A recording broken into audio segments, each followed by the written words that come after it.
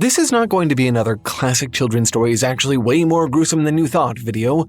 I promise. I'm not here to tear up the image of Peter Pan and prove that your whole childhood was a lie.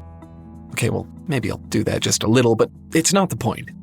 The reason I'm making this video is because Peter Pan is not just a classic story, it's a part of culture.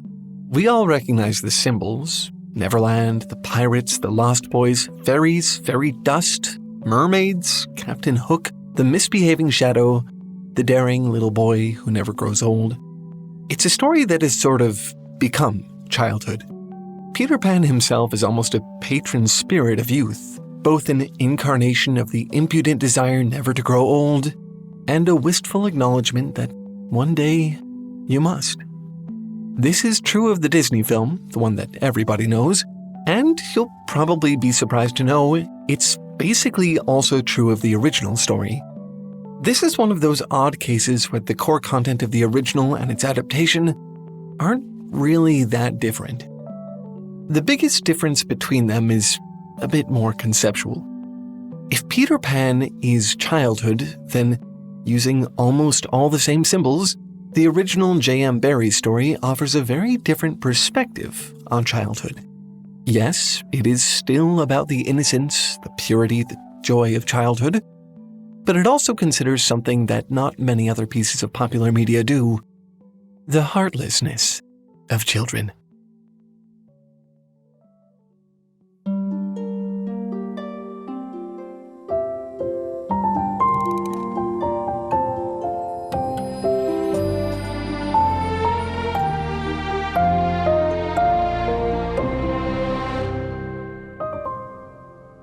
One of the most palpable differences between the original Peter Pan stories and the Disney adaptation is also a very thematic one.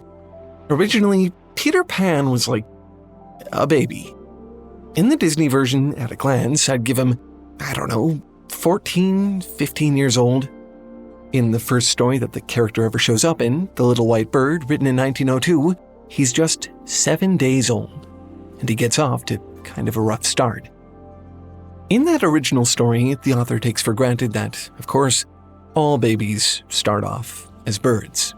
Not delivered by birds, a la the stork, they themselves start off as birds and find a human family to grow up with. But when Peter is born, if that's the right word for it, he forgets that he isn't a bird anymore and decides to fly away back to Kensington Gardens, London, where all such birds come from. When he finally returns after who knows how long, he's surprised to find that things have changed. He'd fully been expecting his mother to be waiting patiently for him with open windows and arms, no matter how long he spent away.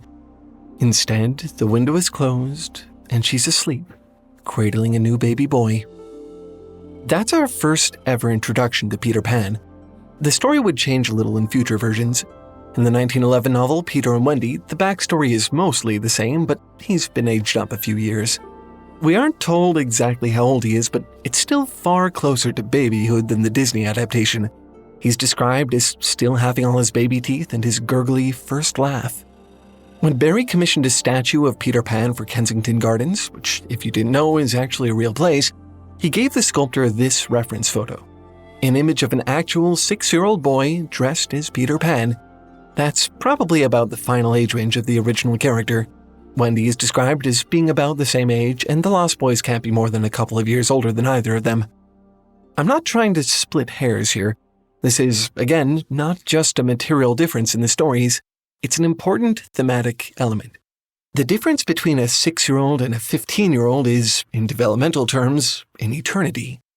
And there is stuff that Peter does in the original story that, if this older Disney version of the character did them, you'd think he was a sociopath. In the Disney film, the adventure is pretty tidy. Peter leaves with Wendy and her brothers while their parents are attending a party and are fast asleep in bed by the time they come home. In the book, it's, not quite so tidy. They still leave on a whim, but it takes them months just to get to Neverland. All they have to eat along the way is what bread they can steal from the mouths of birds. Now and then they fall asleep while flying, and Peter rescues them from the ensuing fall just in time to avert tragedy. Not because that's the best he can manage, because he thinks it's funny. says the book. It was his cleverness that interested him, and not the saving of human life. Also, he was fond of variety, and the sport that engrossed him one moment would suddenly cease to engage him, so there was always the possibility that the next time you fell, he would let you go. Eventually, Wendy and her brothers realize that they're in far too deep, totally at this literal child's mercy. When John grumbles about Peter, Wendy stops him. "You must be nice to him," she says. "What could we do if he were to leave us?" Finally, they reach Neverland, and Peter asks John if he's up for an adventure. There's a pirate sleeping below. They can go down and kill him. "Suppose he wakes up?" asks John anxiously. "I would wake him first, then kill him," Peter says, offended at the suggestion he do something so unsporting. "That's the way I always do." That's right. Murder is a favorite pastime for Peter Pan. He kills a lot of people in the book, actually. The violence isn't graphic. It's actually disturbingly mundane. Almost every adventure seems to involve killing people to the point where it's taken for granted. Quote, "He may have forgotten his adventure so completely that he says nothing about it, and then when you go out, you find the body." In another passage, it refers to the Lost Boy's Toodles having bad luck with missing adventures. He always comes back right when the others are sweeping up the blood. Pirates are one thing. I guess you could take it as some kind of tribalism. Kids versus adults in Neverland. But no one is safe. But that's not really it. No one is safe from Peter Pan. Not even the Lost Boys. He's the smallest of them, but they all respect him with a reverence that can only come from fear. They aren't allowed to dress like him. They aren't allowed to know anything he doesn't. If they complain that make-believing dinner isn't going to fill their empty bellies, Peter raps them on the knuckles as punishment. And if, God forbid, any of them has the audacity to grow up, which, since they aren't magical little legend boys like Peter, they all eventually do, Peter, quote, thins them out. Doesn't take a scholar to interpret that one. But despite all of this, Peter Pan isn't a bad person. You could argue that he's not really much of a person at all yet. He's just a small child. He dominates the Lost Boys in the way that a particularly strong-willed 5-year-old takes over a group of playmates. He forgets his adventures the way a small child, living ever in the moment, might forget what they did the week before. And the violence of the adventures in Neverland is really just a reflection of the violence of children's play in real life. Cops and robbers, cowboys and Indians, so many of these traditional childhood games involve one side attacking and possibly killing the other. What adult hasn't been on the receiving end of a preschooler pointing at them and saying, "Bang, bang, you're dead"? In a world where make-believe becomes real, these innocent games take on a darker cast. Which makes you wonder, is innocence really the right word for all of this? The popular conception of childhood, at least the way the adaptations of Peter Pan seem to depict it, is as something precious and pure, tinged with the wistfulness of adults. We all have to grow up someday, they say. But don't you miss being a child? Don't you wish you could have stayed one forever? That's almost the exact opposite of how Barry seemed to see it. Near the end of the story, he calls children gay and innocent and heartless, not as if they're separate qualities, as interdependent things, as if the heartlessness of children comes from their innocence. Children, by definition, haven't experienced enough of the world yet to be able to see the value of other people's feelings. They are too innocent to have hearts. In the story, children are the only ones who can fly. Perhaps it's the heart that weighs everyone else down. In this regard, Peter Pan is no different from any other child.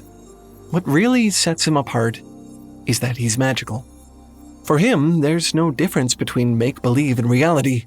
He can gorge on an imaginary dinner and grow plumper, but doesn't seem to grasp that the Lost Boys can't.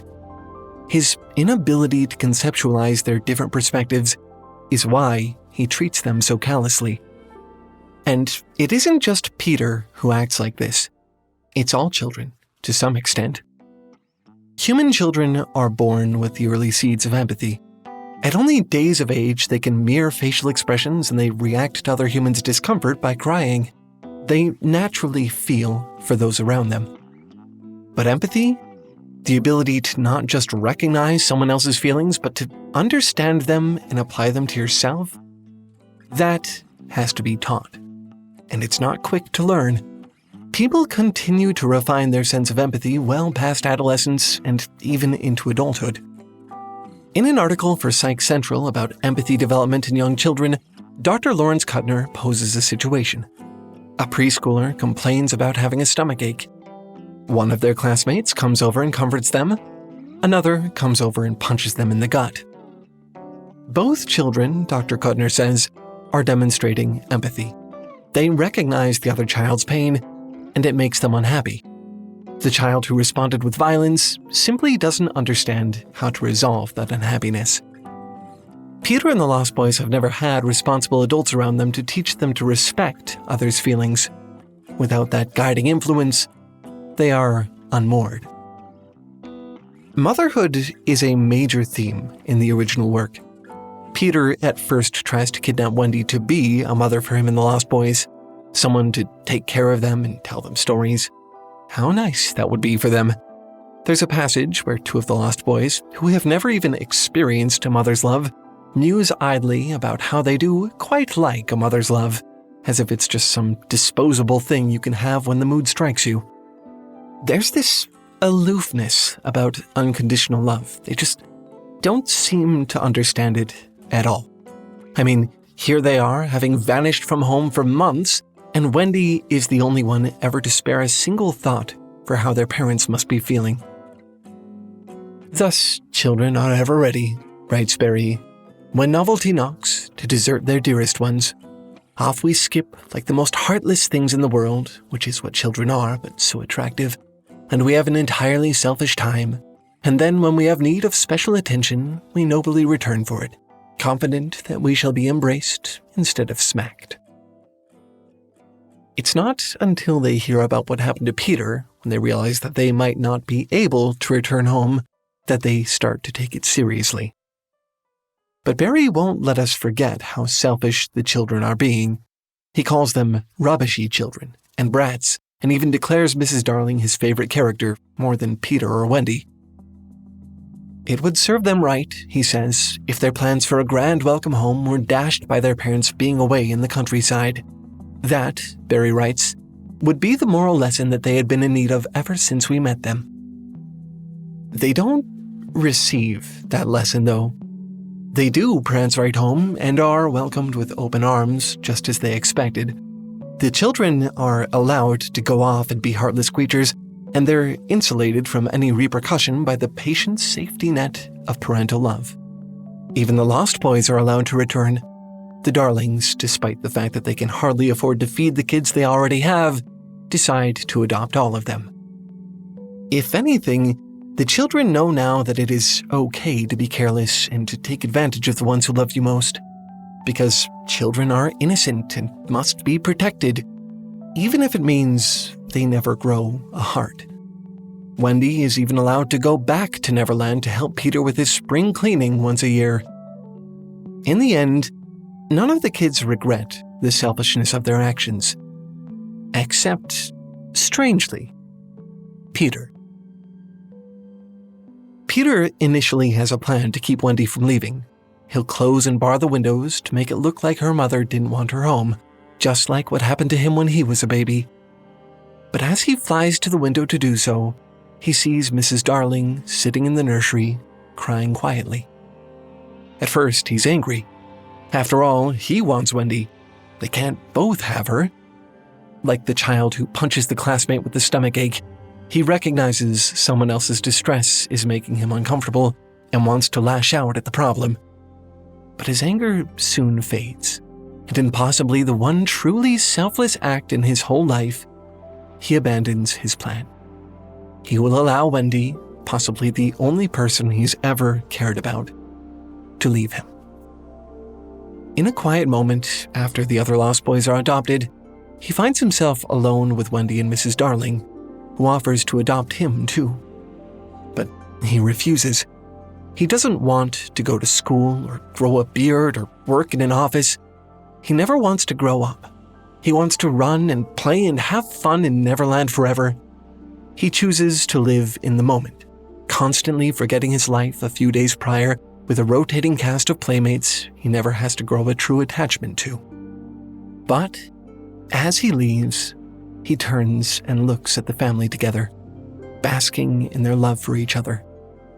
He had ecstasies innumerable that other children can never know, writes Barry, but he was looking through the window at the one joy from which he must be forever barred.